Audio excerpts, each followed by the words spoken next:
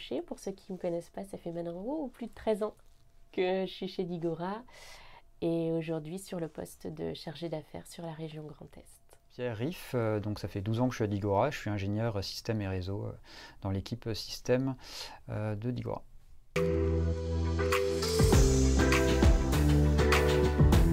Un bureau aménagé, je dirais. Effectivement, je pense à un handicap physique, en tout cas. J'ai réalisé vraiment beaucoup de choses, ne serait-ce que quand tu me poses la question en situation de handicap. En fait, c'est quelque chose que j'avais pas du tout réalisé de pourquoi on allongeait le terme personne handicapée à personne en situation de handicap.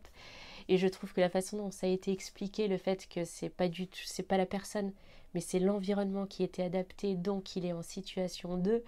Enfin, moi, j'ai vraiment découvert, revu ma pensée par rapport à ça. Et aujourd'hui, je ne dirais plus une personne handicapée. Enfin, j'arriverais plus à le dire autant je le disais encore jusqu'ici, même si j'avais quand même une sensibilité sur le sujet.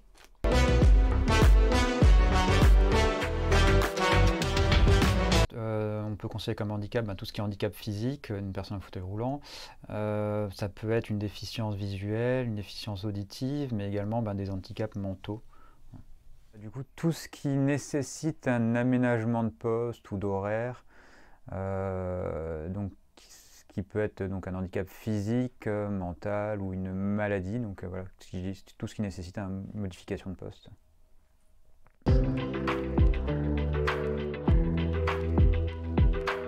Je dirais que peut-être, j'ai envie de dire oui.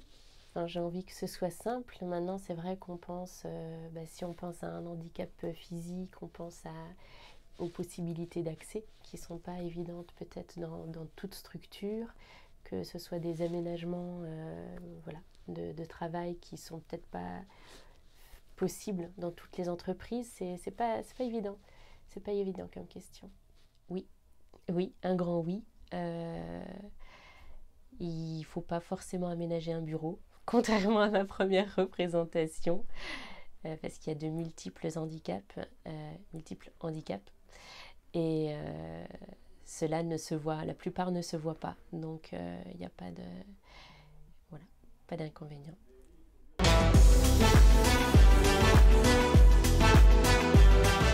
Je pense pas. Je pense que les seules personnes qui le sont les personnes qui l'ont vécu dans leur vie, qui ont eu un parent, un proche, qui sont en situation de handicap. Mais sinon, je pense que la majorité des personnes ne se posent pas la question et n'ont pas ça en tête. Alors non, puisque je pensais l'être et j'ai découvert qu'en fait, il y a plein de situations, de maladies par exemple, qui sont considérées comme des handicaps et que je ne savais pas. Et je pense qu'on n'est pas sensibilisé sur tous les handicaps qui ne se voient pas. Enfin, tout ce qui est physique, moteur, on le voit, on le sait, mais en fait il y a plein d'handicaps qu'on ne voit pas et on ne sait pas du coup que c'est des situations de handicap.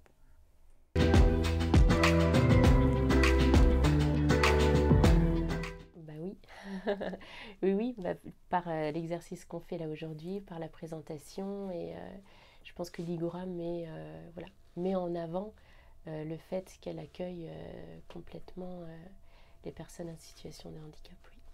Oui, un grand oui, ne serait-ce que par tout le parcours là que vous proposez, justement cette sensibilisation des collaborateurs, qui est déjà une bonne base d'accueil pour que tous les collaborateurs accueillent, et il ne reste plus qu'à avoir les candidats.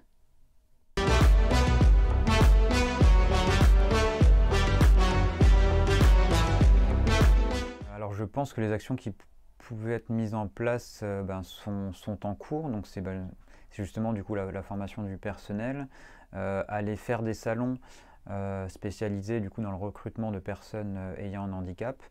Du coup je pense que ça va dans le bon sens et qu'on a mis en place là, les actions à faire.